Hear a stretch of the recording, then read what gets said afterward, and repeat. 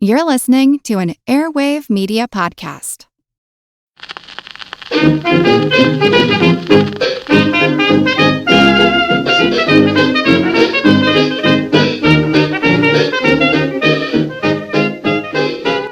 Hi everybody and welcome to Who Did What Now, the history podcast that's not your history class, Bittisodes, little bits of history that don't quite fit in anywhere else, with me your host, Katie Charlwood, history harlot and reader of books.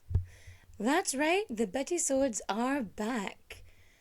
Who Did What Now is now part of the Airwave Media Network, and while things were switching over and moving, I had to take a bit of time to get stuff sorted, but now we are back in full swing and we are ready to go.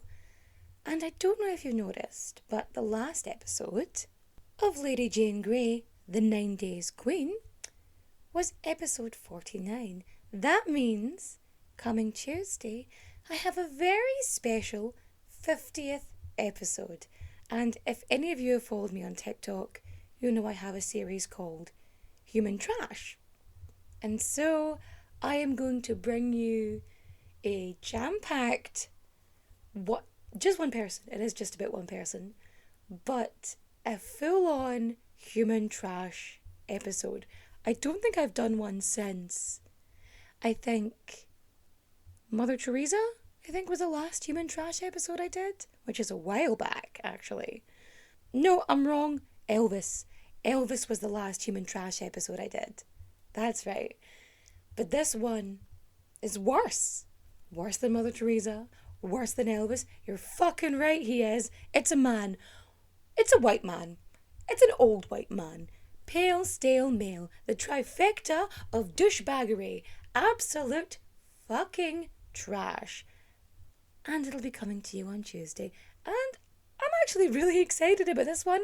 It is so much fucking research though. And I've had to whittle a few things down. But I think you're going to like it. I think it's going to work. But I digress. Today's Bittisode is brought to you by people demanding more information on TikTok.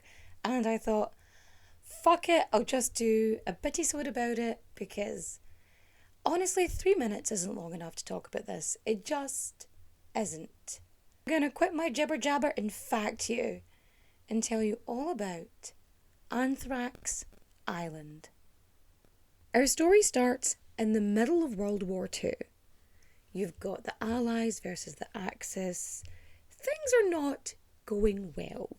The Nazis are, I don't want to be falling into stereotypes here, but A, pretty evil, and B, incredibly efficient. So they are doing quite well. They are, for lack of a better word, winning the war. And obviously, in general, anyone with a sort of moral compass doesn't think that's a good way for things to be. So, Britain is absolutely terrified that the Nazis are going to do to them, well, with what they did to most of mainland Europe. Like, they're taking over, all over the show. They're in Poland, they're in Czechoslovakia, Austria and France. They're just fucking taking over the whole show. They've got allies in Italy. It's a fucking shit show at this point. And Britain is like, fucking no. Don't want that. Partially because they're so used to being the ruling elite. And also because Winston Churchill can't stand anything that isn't British. In fairness, if there wasn't sort of a chance that Britain would have been attacked or taken over, Churchill wouldn't have given a fuck about whatever the Nazis were doing. Britain's not doing too well in the war, and they really want to get an upper hand, and Winston Churchill is thinking, why don't we use biological weapons? So you know how they say that every civilization is 3 meals away from revolt?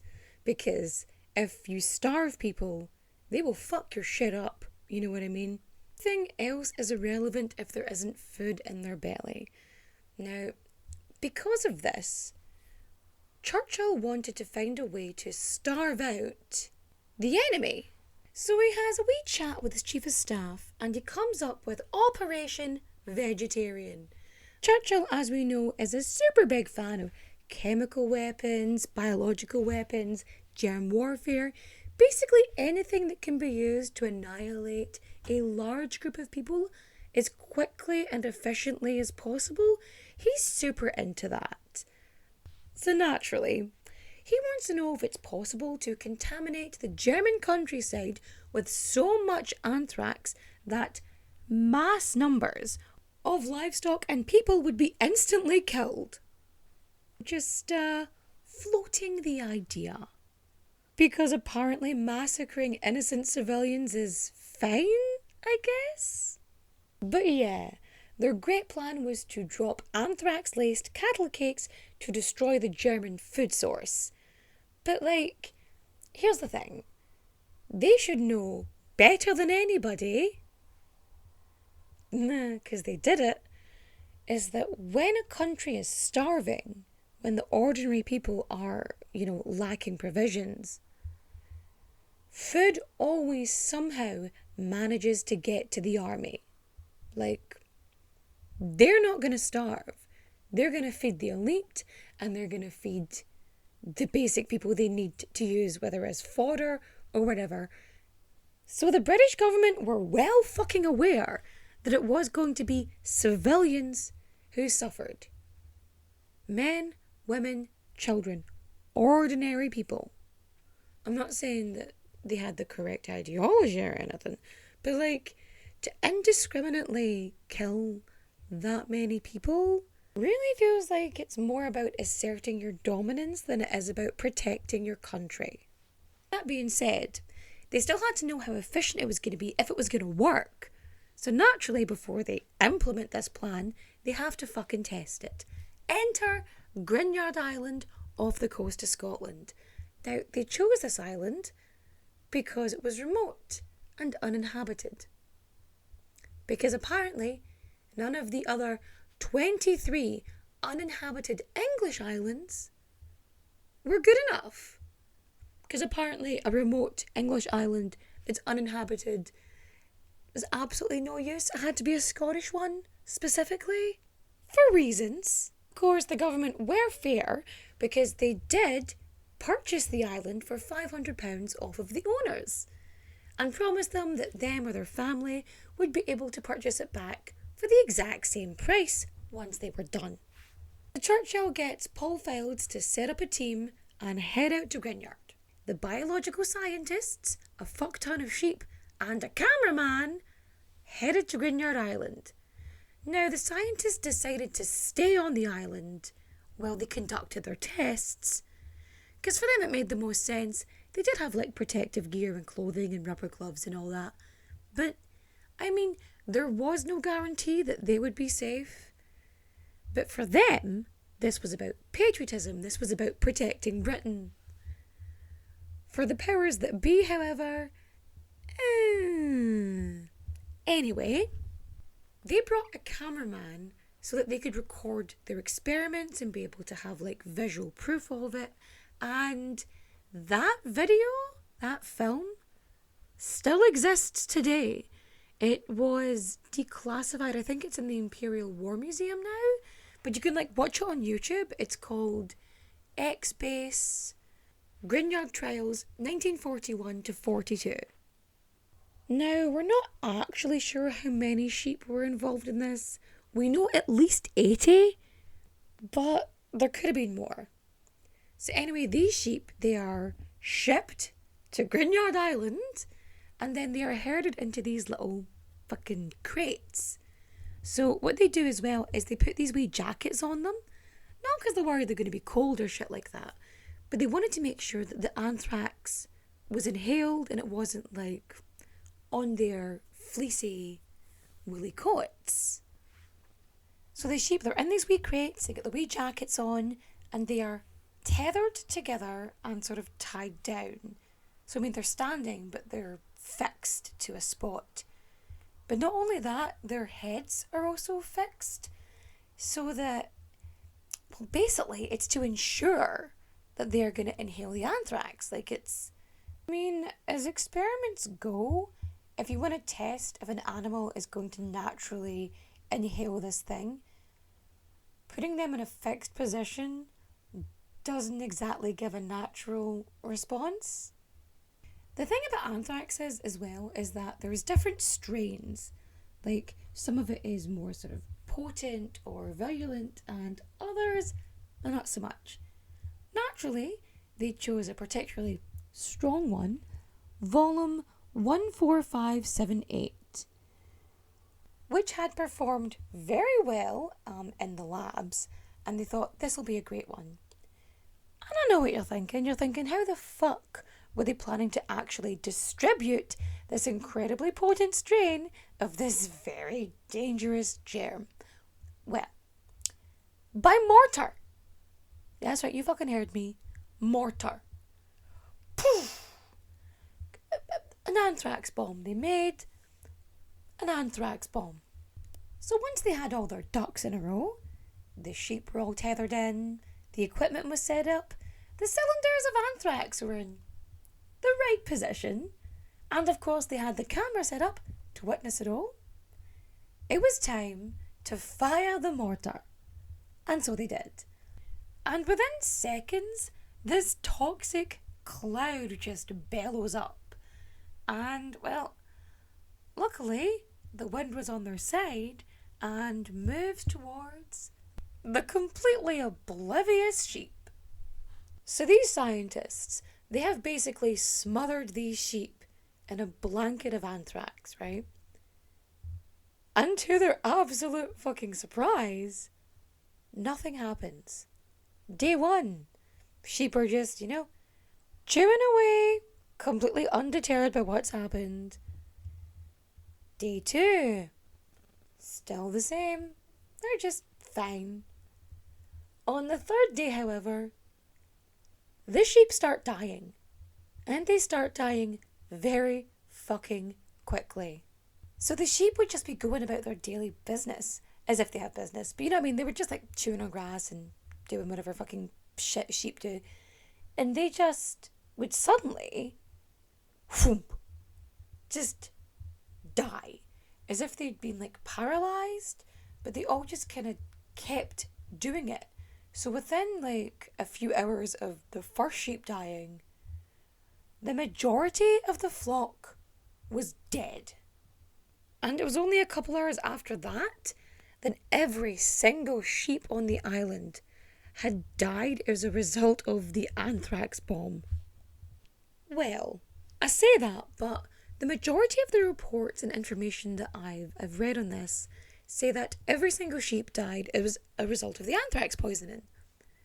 But there was a couple of sources that stated that the sheep on the far end of the field, like the ones that were further away and had like less exposure, they survived the sort of initial experiment, but then were later killed by the scientists anyway.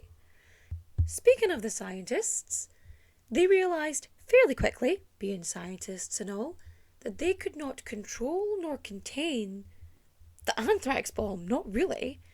So over the course of a year, they tested 22 anthrax bombs, releasing 300,000 million spores into the air. I don't know about you, but to me that seems a tad excessive. Of course, they have to report back to the big man himself, Winston Churchill, and they inform him that a mass detonation of anthrax would cause, death on an unprecedented scale. They're like, we don't know how much death this could bring, but annihilation seems to be the idea, like mass, abundant, undeniable death.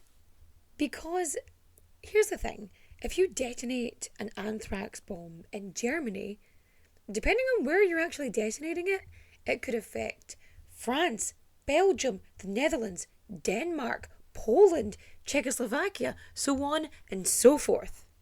Like, imagine post-war Britain being like, yay, we saved you, and like, half of Europe just being like, yeah, you saved us from those guys, but you also, killed the majority of our populations by infecting our food source. I mean, of course, this is the same country that tried to hold a river hostage, but that's another story for another day. So yes, not only were the scientists worried about the fact they couldn't, contain the anthrax, they were also worried about decontamination. So basically, once the spores had settled on the island, they were effectively impossible to remove. Like, they couldn't get rid of them. So, like, their clothes and a bunch of shit had to get burnt, and they couldn't get it out of the soil. And then they obviously had to get rid of all of the fucking dead sheep. So, under Churchill's orders, the whole process was put on hold, and they were told to effectively cover up the shit they did. Being a part of a royal family might seem enticing, but more often than not, it comes at the expense of everything else, like your freedom, your privacy, and sometimes even your head. Wondery's new podcast, Even the Royals, pulls back the curtain on royal families, past and present, from all over the world, to show you the darker side of what it means to be royalty. From icons like Grace Kelly, Oscar-winning actress turned Princess of Monaco, who the world saw as the ultimate good girl. She mastered playing a happy wife and mother, but beneath it all, she was desperately lonely. Grace spent her whole life working towards perfection, and it ultimately cost her her happiness. Or King Ludwig II from Bavaria. He was only 18 when his father died, leaving the crown to him and a duty to rule that he never wanted. He refused to lead, and used the funds from the royal treasury to further his extreme love of opera. But this choice eventually cost him the crown and his life. Follow Even the Royals on the Wondery app or wherever you get your podcasts. You can binge Even the Royals ad-free right now on Wondery Plus. So they take all of the sheep carcasses and they move them into this cave on the island. They're thinking they'll put them in the cave and then they'll blow up the cave and they'll bury the sheep and they'll just not mention it again. Just gonna be like, put up a wee no trespassing sign on the island, be like, private island, stay out, and it'll be fine, right? That's their big plan. So they overestimated how much explosives to use when it came to this cave. So they put everything in, they get it all up, they fucking detonate it. And sheep carcasses fly into the air. So they shoot up and off the island and into the fucking sea. They later tried to blame a storm for this. They were like, oh, it was a storm that blew the sheep's body away, when it wasn't. It was because they blew it up, right? So this sheep and other sheep parts, it wasn't just one sheep, so it ends up on the shore of Scotland, right? Mainland Scotland. And what was it? I think a dog took a bite of it and he ends up infecting a bunch of other farm animals. So I think 60 animals were killed as a direct sort of line from that, including horses, sheep, dogs, etc. See, this is a rural area, and the thing about rural areas is that news travels fast. You'd be surprised how much information you get about the area when it is so remote. Probably because there's nothing else to talk about, but that's neither here nor there. For the record, I live in the middle of nowhere, so I understand. But yeah, word gets around, and so, naturally, the government comes in and they order a secret cull of this farmer's sheep. And the farmer gets very well compensated for it because, culling an entire flock is not good, not at all, and he would need to be reimbursed for that, especially considering he could go on to contaminate more and it could do more damage. So they basically wanted to try and nip it in the bud. And people in the area thought this was really fucking weird because it's not often that you put in a complaint about something happening on your farm and then you get paid straight away. The government was so fast to pay this fucking farmer that all the locals were like, what? What the actual fuck is going on here? And because the government was trying to keep it all hush-hush, they blamed like diseases and this weird animal death on the careless disposal of animal carcasses from a Greek ship. So like, yeah, it was the Greeks who did it, it wasn't us, but we'll still pay you anyway.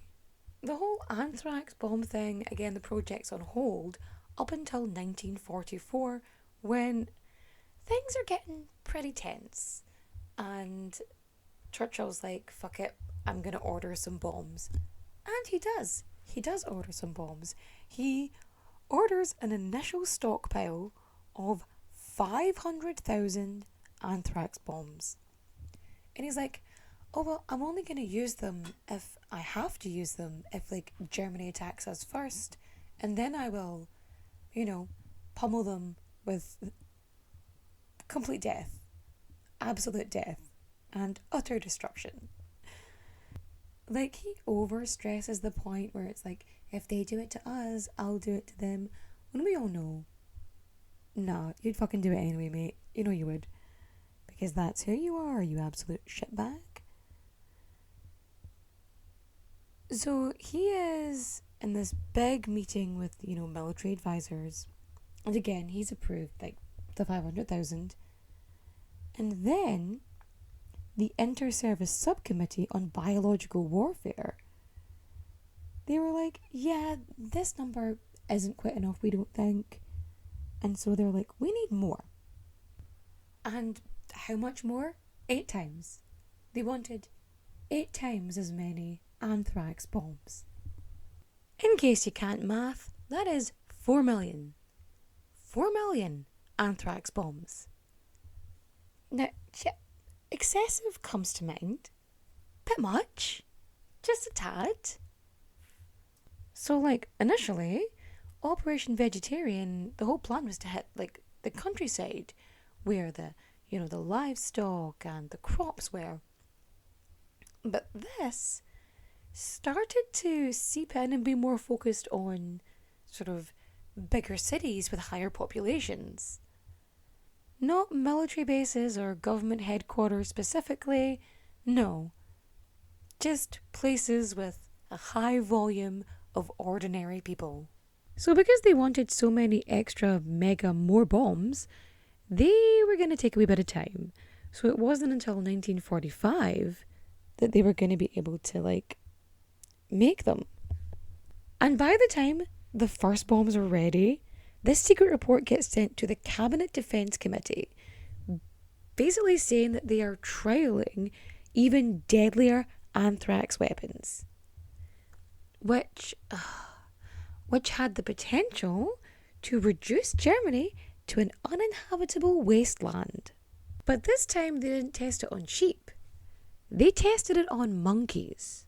The results of these tests showing that they would be able to completely massacre half the population of Stuttgart with one decent airstrike. But anthrax basically fell out of favour with the rise of the atom bomb. So, like, Grignard Island is contaminated as fuck. And they're like, how do we get rid of it? And one of the great ideas they have is setting the heather on fire. Like, imagine being on the mainland and looking over and an entire island is on fire. Like, I mean, it's not the most inconspicuous of ideas. Like, oh, we don't want anybody to know anything is happening here. You know what we'll do? Massive flames and a plume of smoke. Like, no, that's not gonna draw anybody's attention to it whatsoever.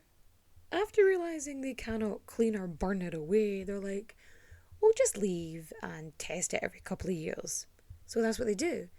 They leave and they test it, and they leave and they test it, and it just keeps showing up. Yep, still anthrax here. But like, it wasn't until about 24 years after the experiment that the warning danger, whatever signs on the island even mentioned anthrax. And for fucking decades, nobody kind of went near the island anyway. There was sort of a dark mystery about it, and people just didn't fucking go near it. They're like, dodgy shit there, spooky, creepy, fucking not. Now, but like they were testing it in the 70s and there was still anthrax there, obviously, but they didn't do anything about it. Like they didn't do anything until the 80s, and that's only because of the Dark Harvest Commandos, which, let's face it, is a pretty badass name. So the Dark Harvest Commandos, under cover of darkness, sailed across the bay, snuck onto the island, collected the contaminated soil, and then returned back. And on one day, in 1981, a letter was sent to the Glasgow Herald newspaper, which reads, "By the time you read this, the campaign will have started in earnest. The first delivery will have been made, and we're better to send the seeds of death than to the place from whence they came." So basically, they were sent to Portondown, which is a biological research centre in Wiltshire. It is the top secret Ministry of Defence lab. So they searched the facility, like top to bottom. They are looking all through it, obviously. And what do they find? Absolutely nothing. A wee while later, they do a second search and they find a bucket of soil, which they test. And after doing a wee test and using, basic reasoning, they come to the conclusion that this soil is from Grignard Island. And this soil is contaminated with anthrax. See, the reason the soil was sent to Portondown is not just because it was like a government lab, but because the scientists who had worked on Grignard Island, that's where they returned to. That was their general base of operations. But anyway, the scientists in this lab at this point, they test the soil, and not only are they aware that it's anthrax, but they're like, wow, it is surprisingly resilient. No fucking shit. There's anthrax that's been around since what, the fucking medieval era? Yeah, it survives. But the Black Harvest Commandos were not done. So 4 days after leaving the bucket of soil at Portondown, the Conservative Party conference in Blackpool was their next target. A wee tin box containing soil was left at Blackpool Tower, and everyone was convinced this had the anthrax soil in it. It didn't, by the way. It just had soil. But at this point, everyone's on high fucking alert. The government launches an investigation to try and figure out who the fuck these Dark Harvest Commandos are. And they're met with this fucking wall of silence. So they're investigating the local area and nobody has anything to say. And there's a bunch of theories as to who these guys are. Some think it's sort of locals from the area who are just sick of shit happening to them. Others think it's anti-nuclear activists and stuff like that.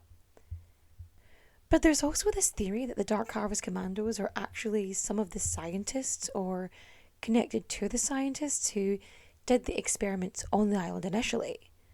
And that this is some sort of weird repentance situation. In December 1981, the Dark Harvest, they pinned this letter to the door of the UK government Scottish Office HQ in Edinburgh. And the letter, it's not any threats or anything in it. It just says that the group just wanted to highlight the fucking shit that happened in Grignard and they want it fixed, basically. And they say they're done for now. And that's the thing, they are done.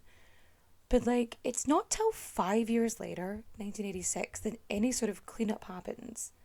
And there is a massive fucking cleanup. They are spraying it with seawater and formaldehyde, going through this whole decontamination situation. And by 1990, it is declared that it's fucking fine. It's all good to go. Anthrax free. 2 thumbs up. Now the island is, no longer a danger to, everybody, it means it can be sold back to, the rightful owners. So word gets out that this island is available for £500 because, the deal was, we paid £500 for it, you pay £500 back. So, all these people try and buy it, but, descendants of the original owners, they end up buying it. Not to, live on or anything, but I think just to own it, because fuck it, why not? And now the island is uninhabited apart from a couple of sheep and some rabbits. You know, they're just chilling out, having a good time, living their best lives, not being contaminated with anthrax or blown up, which is nice, you know. Enjoy yourselves. Now, about those anthrax bombs. So they had produced over 5 million little anthrax cattle cake things, right? And after World War II, not long after, they realised, we can't hold on to these because this is really fucking dangerous. And they had to be destroyed in an incinerator. So they had to burn them the fuck up and hope for the best. And that's what they did. So yeah, Winston Churchill slaughtered sheep, released a deadly bacteria, and made a Scottish island completely uninhabitable for 50 years. For absolutely no reason. Super. Wonderful. Yeah, 0 out of 10 would not recommend. And so ends the story of Anthrax Island. If you liked today's story, don't forget to rate and review 5 stars. You can follow me on all of the social medias. Links in the description down below. And also maybe if you would mind voting for me in the Irish Podcast Awards, the listener vote. Listen, I know it's bothersome and it takes up 3.5 minutes, but I would really fucking appreciate it because there's a listener vote. And so if you go into the link and type in who did what now and click on me, and then you've got to fill in your email address. And they'll send you an email, which you then click on to basically do your vote. Because it's 1 vote per email address, and it's to make sure that you're not creating spam emails to just fake emails to just kind of, fake a vote. So if you do like me and you want to do that, that would be super fun, and I would greatly appreciate it. Thank you so much. And with that, I shall bid you good night. Adios, au revoir, au revoir, my friends. Bye-bye. Who Did What Now? Brought to you by Airwave Media Network.